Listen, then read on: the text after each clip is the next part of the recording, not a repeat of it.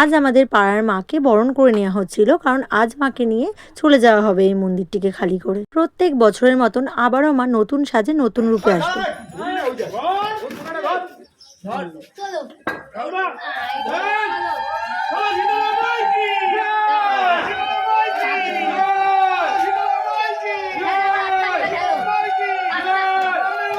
জানো তো, সত্যি বলতে মাকে ছাড়া আমাদের দিনটি শুরুই হয় না। কারণ ঘুম থেকে উঠে আমরা বেরিয়ে সবার আগে মায়ের মূর্তি দর্শন করি, তারপরে সবাই যে যার কাজ করি। কেউ মন্দির ধুয়ে দেয়, কেউ প্রসাদ রেডি করে দেয়। আমাদের আসতে যেতে বারবার আমরা মাকে প্রণাম করি, মাকে দেখেই আমাদের দিন শুরু হয়। আর মা আমাদের এতটাই জাগ্রত যে যা চেয়েছে আজ পর্যন্ত কখনোই ফিরিয়ে দেয়নি। তো মা চলে যাচ্ছে, একটু খারাপ তো লাগবেই। কষ্ট লাগলেও তার সাথে জড়িয়ে আছে একটি আলাদা অনুভূতি, কারণ মন্দিরটিকে সাজানো হবে, তার জন্যই মাকে তাড়াতাড়ি নিয়ে যাওয়া হয়েছে। শনিবারই মায়ের পুজো, সেই ভিডিওটা তোমাদের সাথে শেয়ার